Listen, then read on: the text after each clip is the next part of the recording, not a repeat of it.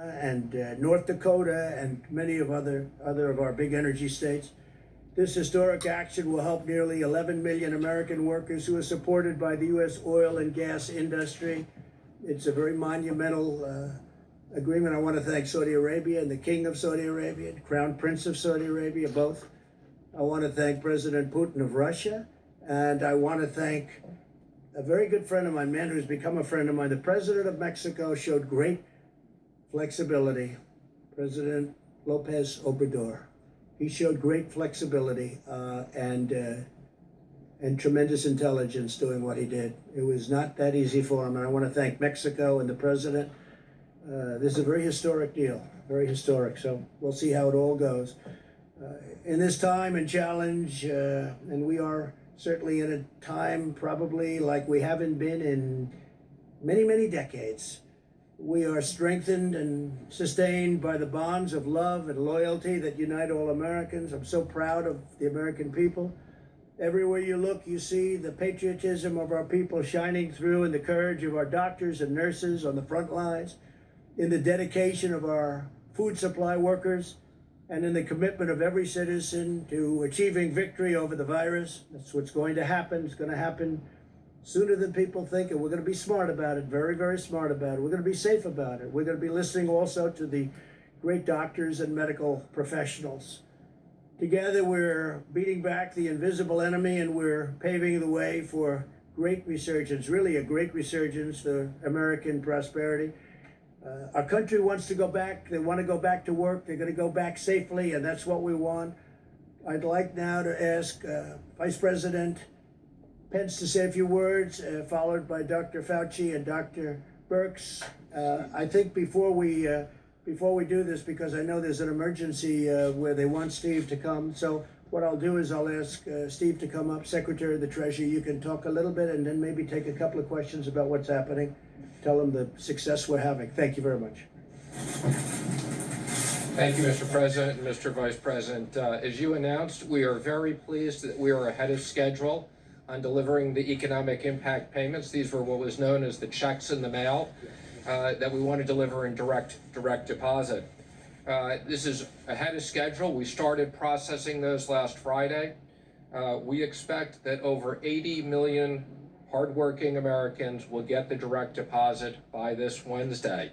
And we know how important that is to all of those hardworking Americans, many of which are at home not working at the moment. If you do not receive them by Wednesday, on Wednesday we will be launching at irs.gov. Click on irs.gov, go to Get Your Payment.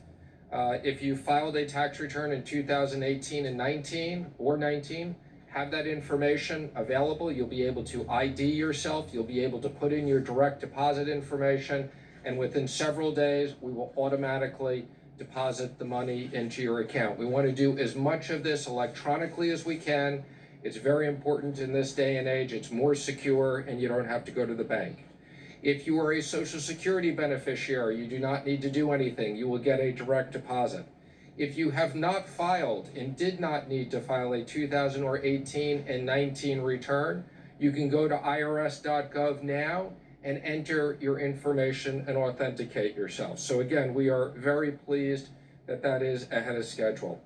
I'd also like to announce the progress we're making on the new SBA program, the PPP.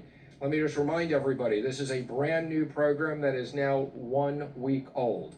We have distributed and confirmed $230 billion of loans to over 4,600 lenders participating. That is multiples and multiples of anything that the SBA has ever done in 1 year before. And I especially want to thank the broad-based community banks that are participating. Again, over 4,600 banks. If you haven't had your loan processed, you will get it processed this week. As the President said, we've gone back to Congress and asked them for more money to make sure that every business has access to this. Let me also comment for the states. We are distributing out half the money this week to the states. That's a week ahead of time. And we'll deliver the other half of the money to the states next week. And then let me just finally comment, we've been working very closely with the Federal Reserve. Last week we announced expanded facilities and new facilities that total $2.3 trillion of liquidity. And in particular, I'd just like to highlight a Main Street lending facility that will be for companies between 1 worker and 10,000 people, so mid-sized businesses, and also a municipal facility for states and local governments to be able to access funds given the shortages that they have. So with that, I'm happy to answer any Do you have any questions. questions to Steve, please? Secretary Mnuchin. Thank you, sir. Both Speaker Pelosi and Minority Leader Schumer have said that they're in negotiations with you right now on additional funding for these small business loans, that package. Leader McConnell, though, has said that nothing should be added to the package. They should just be specific to small business loans. What is the opinion of your administration? Should there be some sort of horse trading here, or should it just be small business Well, loans? the president's view and the vice president's, in my view, is this was a bipartisan program. This SBA program, it wasn't a Republican program, it wasn't a Democrat program, it was a bipartisan program. We've committed to small businesses. We should top up that program now. I know the Democrats want to talk about more money for hospitals and states. Right now, we're just sending the money out to the hospitals and states. They haven't come close to using that money. And I know the president and vice presidents have said, once we get the SBA done, we can go into Enough of another this funding bill. The Cartoon president's talked Network. about potentially adding infrastructure and other. Sit down and try to get a bipartisan bill. real This is important. We news. deliver on small businesses. 50% of the people work for small businesses. Thank you, sir. What's the emergency that the president said you had to go for? The president said you had an emergency Negotiation. over this bill? Yeah, well, because we don't want to run out of money. We've used about 220 billion of the 350 billion. We don't want to run out of that money. We don't want to create panics that people won't get it. So that's why we want to top that up, and we've asked for another 250 billion for that program. And again, let me just remind you, every dollar we spend in this program, we save $1 of unemployment insurance. So even though we're asking for 250 billion, it really won't cost that much. Could I follow up? Do you have concerns about lifting the guidelines too soon? I mean, what's the economic impact? I understand the economic argument for getting people back to work, obviously, but what's the economic risk of lifting them too early and seeing a spike in cases Well, of again? course, there's economic risks in both directions. We reviewed with the president today a very broad list of over 100 business people that are going to help advise the president on what needs to be done to reopen the economy. We want to make sure, and again, the combination of economic impact payments, small business payments, enhanced unemployment insurance, the president made very clear we want to make sure that hardworking Americans have liquidity while we wait to reopen the government. So do you believe the government should be reopened, or the country, excuse me, should be reopened on May 1?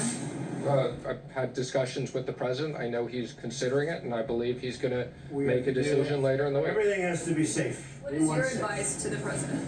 My advice is as soon as it's ready to open and based upon the medical professionals, and again, we're working very closely with the president and outside business leaders to develop a plan. I just wonder, if I could ask you, Mr. President, what do you think, if you could sketch for us what reopening the economy looks like? Do you think it's going to be everything open, or do you We'll be think... doing that over the next few days because we'll probably be making a statement about that and exactly what it looks like. I know what that looks like, but I also want to get the advice, in a sense. We have some of the biggest from every business on this council. We're actually setting up a number of different councils or committees, I guess you could call them. And we have a lot of smart people. I think that they will give us some also good advice. But no, we want to be very, very safe. At the same time, we got to get our country open. So Yeah, and I understand that, Mr. President. Do you think there is a possibility then that what you do is you open it incrementally? Do you think people will go back to restaurants, to concerts, the cinema? I do think so. Eventually they will, yeah. And let me ask I one think final... eventually they will do that. And I think we're going to boom. I think it's going to go quickly. Our people want to get back to work, and I think there's a pent-up demand like there hasn't been in a long time. And that's why you see the stock market.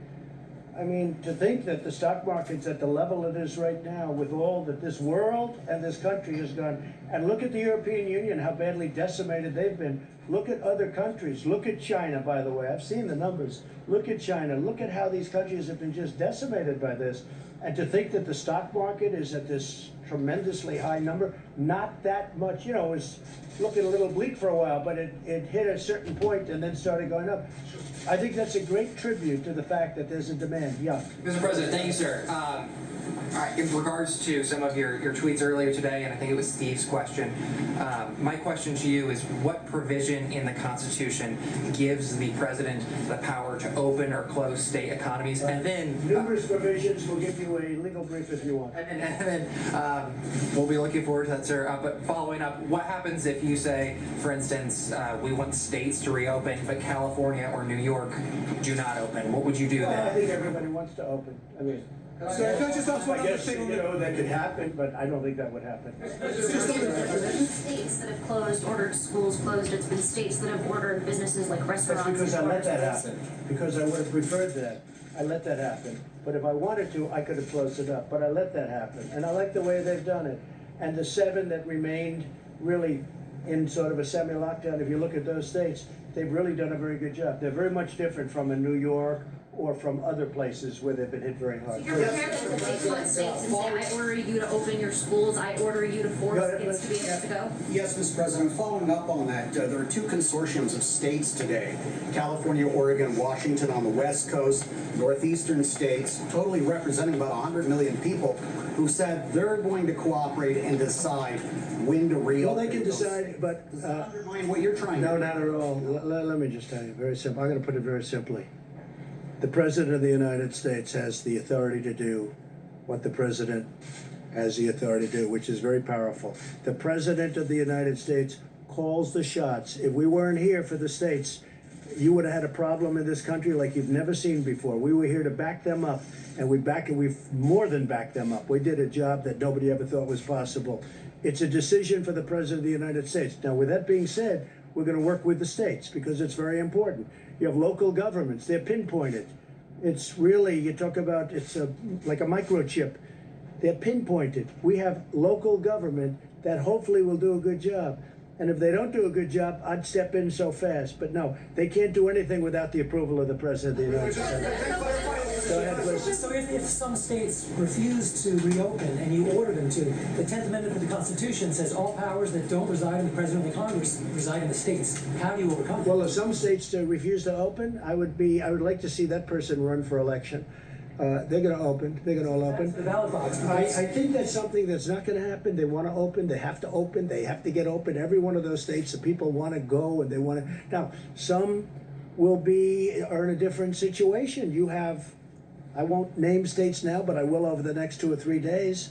I'm going to be very specific. But you have some states where this is not the kind of a problem that it is in New York or Louisiana or Michigan or other places that got hit very hard. Illinois got hit very hard. But all states want to open, and they want to open as soon as possible, but they want to open safely, and so do I. Yeah, please. Thank you, Mr. President. Today, the French President Emmanuel Macron said that he will keep the shutdown in France till the middle of May. Does that mean that the U.S. will keep the ban No, on France flights got hit from very Europe? hard. France got hit very hard, and again, he has to do what he has to do. He's a friend of mine. But France, Spain has just been decimated. You look at what's happened in Italy, it's a very well-known fact, what happened in Italy. No, they were hit very hard. Question for Secretary Mnuchin.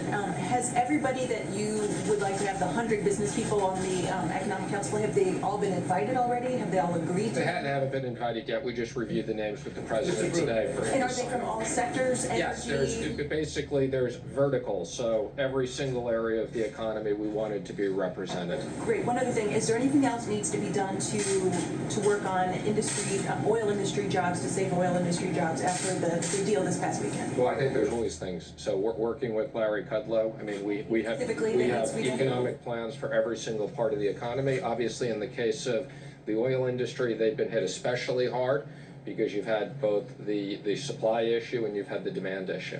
Have you figured out the bailout money for the airlines, the allocations for the airlines? So I'm pleased to say we've worked very hard. I think, as you probably have seen, we put out a press release that we have now had discussions with almost all the airlines. I've personally had discussions with all the major airline CEOs.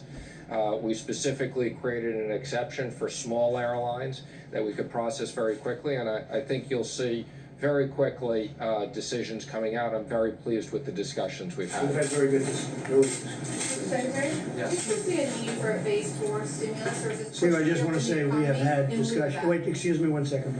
We've had very good discussions with the airlines, very good discussions. Is it possible to reopen the economy on May the 1st? I don't want to say that. You'll be hearing over the next few days. Let me just Do you comment. still I'm see gonna a answer your need for a question. phase 4? Is this push in lieu of another stimulus? Okay, so again, let me just comment. I mean, Congress on a bipartisan basis approved an unprecedented amount of money to help American workers and American business because it was no fault of their own that business was closed down. We have been very diligently executing on that. You know, everybody said it was going to take months to get people money. We are executing very quickly. We created a whole new SBA program in a week. Our job right now is to execute the $2.3 billion, which we can add several $1 trillion with the Fed. The one area we are particularly concerned about is the small business program. Quite frankly, it's even more incredibly popular and successful than we anticipated. So the president wants to be very clear we have money for that. And once we get done with that, we will review with the president. If there is more money that needs to be to support this economy, to support hardworking Americans, we will work with Congress to get that And done. Steve, do you want to talk about phase 4? So phase 4, the president has talked about infrastructure for a long period of time. We've talked about to the extent that the hospitals need more money because of the medical issues, we'll monitor that. We want to make sure there are incentives for restaurants, entertainment, people to get back to those types of things. So we'll be looking at very specifically provisions to stimulate parts of the economy. Some of them may be money issues, some of them may be regulatory issues. Mr. President. Just to clarify your understanding of your authority vis-a-vis governors, just to be very specific. For instance, if a governor issued a stay-at-home order. When you say my authority, the president's authority, not mine, because it's not me. This is, when somebody's the president of the United States, the authority is total. And that's the way it's gotta be. The authority is total. It's total. It's total. And the governors know that. So if the governors know that. Now you have a couple of bands of excuse me. You have a couple. Could you rescind that order? You have a couple of bands of Democrat governors, but they will agree to it. They will agree to it. But the authority of the President of the United States having to do with the subject we're talking about is total. Yeah, please, go ahead. Go ahead, please. One of the things we saw in your video about was the travel ban from Europe. As part of reopening America, do you want to reopen the borders so that people from Europe, from the UK... At the right time.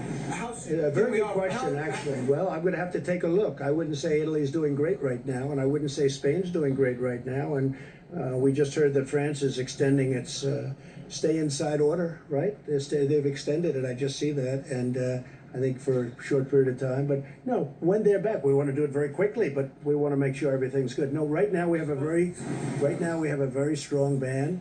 We're going to keep it that way until they heal. Weeks, months, what would you... Well, I can't tell you that. I have to see. How are they doing? I mean, France just went for another 2 days, for another 2 weeks. We have to see, John. So Dr. Fauci said that you took his advice on the question of mitigation. He made the recommendation, you accepted it, you put it into place.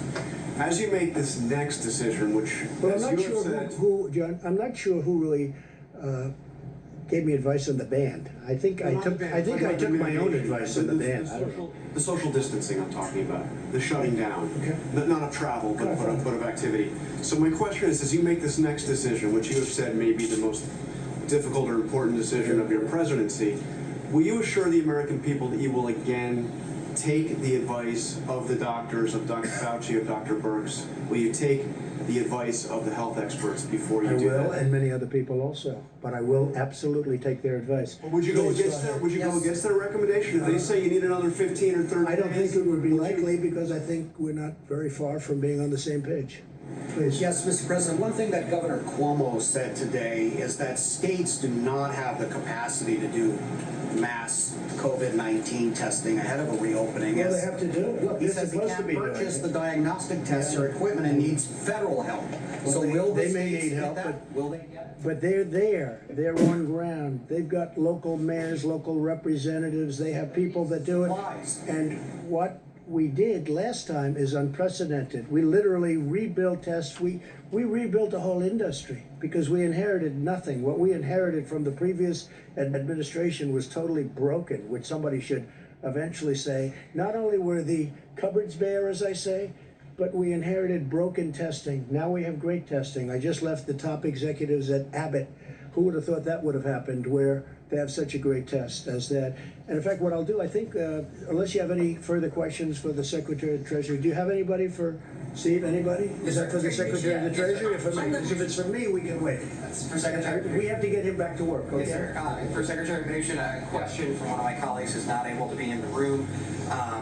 They're curious about the SBA rule that prevents small casinos from getting some of this relief. Is that something that you're taking a look at? Is there going to be a change to? So not small casinos, but there are such things as small taverns and restaurants that have literally, small gaming things, and we are coming out with some additional guidance on that. But I want to be clear, it's not small casinos. Secretary, Yes. there was a letter that some House Republicans sent this weekend about liquidity for mortgage servicers. Yes. Can you explain what you're looking at on that front? Sure. So I think I commented on this a week or so ago. We had a subcommittee task force at FSOC that specifically studied this issue. We have all the appropriate people on it. Ginnie Mae has automatically taken some action. We've had conversations with the FHFA as to what they're going to do for Fannie and Freddie. And we've said that to the extent they need certain authorities from the Treasury, we will accommodate that. So we're very aware of the issue. Quite frankly, we've been studying this issue way before COVID and had concerns about some of these non-bank servicers not being well capitalized. But we're going to make sure that the market functions properly. Thank you, sir. We have seen in a number of these relief bills that Democrats and Republicans have been able to push forward different non-coronavirus specific funding priorities. Are you trying to keep funding specific to coronavirus? And then if there are going to be other additions, for instance, a change to labor rules is something that many on the left wanted. Some on the right are wondering if they should also, if you should also be pushing for, their preferred add-ons. Well, I think our expectation has always been this is COVID related. Some people have a rather broad view of what COVID related is because it has impacted almost every single business. I think the president has talked about the Kennedy Center, which is a good institution. Obviously, that was not the major priority of the bill, but they were hit with COVID related. But no, the president has instructed, we want to be very specific in the next bill. It's COVID related items. Well, we didn't want to do the Kennedy Center, just so you understand, and that was done. The Democrats wanted it in. We didn't want that, but they wanted it in, and we had to agree in order to get something done for the workers. But we want this to be for the workers and for companies that employ the workers. That's what we're looking for. We're not looking for extraneous nonsense. It's reported that you argued at the time the China ban was being discussed that was too disruptive to the global economy. Is that accurate? Okay, let me be clear. I had nothing to do with the China ban. I wasn't on the task force at the time. I'm not even sure I think I was traveling at the time, but I never had any, I was not part. I did become very active and after the China ban, but that report in the New York Times was not accurate. I was not part of the task force at that time, and I was not involved. Matter of fact, I think I may have been traveling. There's a proposal, I believe, by Senator Hawley to get direct payments to employers to pay people who have been laid off and to keep people on payroll. Does the administration support that proposal? Well, again, that is the PPP. The PPP is basically sending money to small business, 50% of American workers, to keep those people paid. And it's the most efficient way. Every dollar, as I said, we do through that, it's one less dollar of unemployment. And more importantly, we want those people to be associated with the business. So as soon as the president is ready to open up the economy, those businesses are together. We don't want those businesses to fall apart. That's why this is such a successful program. But and are we you want talking about Congress to remember unemployment? it. You're talking about the unemployment. Sending it indirectly to the states. We would have preferred that it was sent directly to the people. The Democrats wanted it to be sent through the unemployment system, and you know, I've talked to you about it. We have 40-year-old equipment in many of those systems. They're run by the state. But I'm hearing they're getting the money out anyway. So some of them are, and some of the states aren't, and we encourage, you know, we're working with the states to try to update their computers, but it's a long haul. Okay, thank you, Steve. Thank you, Mr. President. Phase 4, Steve. Phase 4. Come on, Steve. A quick question about something you just said. You said when someone is president of the United States, their authority is total. That is not true. Who Okay, told so you know what we're gonna do? We're going to write up here you go papers again. on this. It's not gonna be necessary because the governors need us one way or the other, because ultimately it comes with the federal government. That being said, we're getting along very well with the governors, and I feel very certain that there won't be a problem. Yeah, please, go ahead. Has any governor agreed that you have the authority to decide when their state I haven't opens asked back up? anybody, because I But no one don't, has you know why? Because I don't have to. Go ahead, please. But who told you the president has the total authority? Enough. The vice president's called the governor's Yeah. schools. Governor Hogan of Maryland has urged your administration to ask Congress for $500 billion to help stabilize budgetary shortfalls created by It's nice coronavirus. of Governor Hogan, very much. We appreciate Governor Hogan's statement. Governor Cuomo said the CARES Act ignored state government Cuomo. revenue shortfalls. Do you support that request, Mr. Which one, President? where is it? He said the CARES Act ignored the budgetary shortfalls. Well, they're looking at things in phase 4 where they have, you know, where they talk about states, and they're also talking about hospitals. They're talking about states who have been battered, and they're also talking about hospitals, and we're certainly willing to look at that. Will you urge Congress on their behalf? We'll see what we all come back with, but they are talking about states, and they're talking about hospitals. OAN. Thank you, Mr. President. Governor of Michigan, Gretchen Whitmer, has on Thursday signed an executive order banning the sale of non-essential goods. If other states The sale of what? non-essential goods, she has banned the sale of non-essential goods. Many are calling this draconian, unconstitutional. As president, do you think that if other states were to follow her example in the coming weeks, that the federal government should intervene? Well, I don't think that's going to happen. I think it's very extreme, but she's doing it, and I think it's going to be over a long way before we have to start thinking about it too much. It is strong. It's a very strong position to take, but they're making a lot of progress in Michigan, so let's see how it all works. What is the status of the funding for the World Health Organization? We're going to be talking about that very soon. I'm getting a full report. I'm not happy with the World Health Organization. Not happy with the World Trade Organization either. We've been ripped off by everybody. We have, this country, for so many years, has been ripped off by everybody, whether it's a World Health or World Trade. And they're like, I call them the Bobbsey twins. They look at our country. For years and years, we had people that did nothing about it. We're doing a lot about it. So we'll have a report, and we're also talking about the World Trade Organization. But we've made a lot of progress there. We're now winning cases for the first time because they know I'll leave if we don't get treated fairly. This country, our country, was at a point where we rarely, if ever, won the lawsuits within the World Trade Organization. But now we're winning a lot of them because they know I'm not playing games. We will pull out if we have to. We just won a $7 billion lawsuit, which was very nice. Do you expect a decision this week on cutting funding for the WHO? Yeah, I would say by the end of the week I'm going to make a decision on that. Yeah. There's a lot of right now. There's a lot of things happening. On China, why are there no consequences for China for the misinformation How do you know that there are they no share? consequences? We have been asked, and How do you know there are no consequences? What are the consequences, Mr. I President? wouldn't the tell you. misinformation. China will find out. But Why would I tell People you? are concerned that they stonewall. No, you started that off by they saying, why are there no You consequences? asked this a few times, so follow up on your response. Why are there no How do consequences you for know China? there are no consequences? You're going to find out. I wouldn't tell you. You'd probably be the last person on earth I'd tell. Amen, brother. Yeah, please. Mr. Vice President, do you agree with the President's statement and his understanding of federalism that his power is total, right, in the way he described it? Is there anything you'd like to add or any context you'd like to add to the way he was discussing that? I support the President's leadership under the National Emergency Declaration that he signed. We're standing before you today, the first time in American history, when all 50 states have issued emergency declarations, and the territories. This is an unprecedented time in the life of the nation.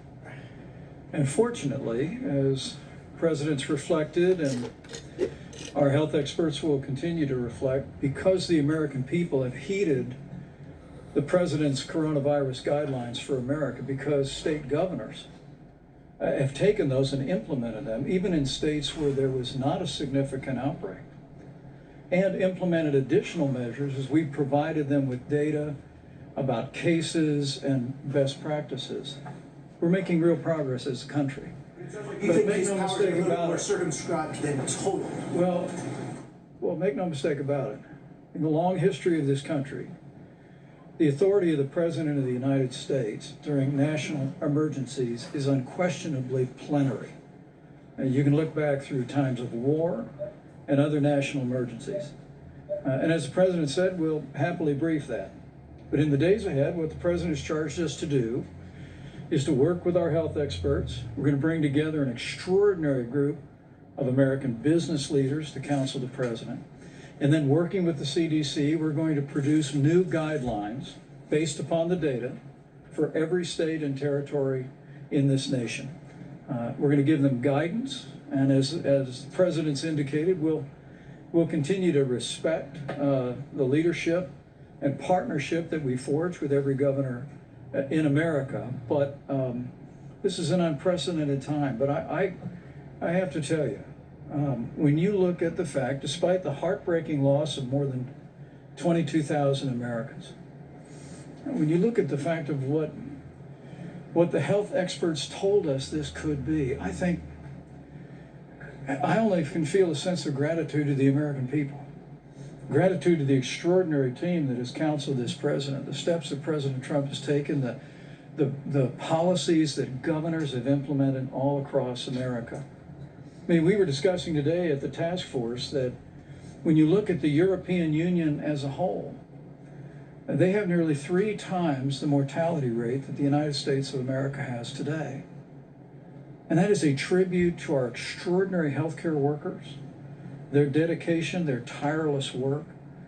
But it's also a tribute to the fact that the American people put into practice the mitigation efforts that the President counseled the nation to do on the advice of our best scientists now more than a month ago. And our hospitals were not overwhelmed, and are not overwhelmed at this hour. And I have to tell you, standing here today, I couldn't be more proud to stand alongside this president and to be a part of this team that has served the American people during this challenging hour. And I just say to you, to every American looking on, as we see the numbers leveling and maybe even beginning to go down, I just encourage you to keep doing what you're doing, because of the sacrifices that Americans and American families have made through these mitigation efforts. You're saving lives and you're seeing our nation through this time. Sir, did the states tell you, you've been talking to the governors quite a bit, did those coalitions of states on the West Coast and in the Northeast, did they tell you what they are going to be announcing before they announced it? Governor Phil Murphy and the governor of Connecticut expressed today that they were going to be speaking and discussing on a regional basis what their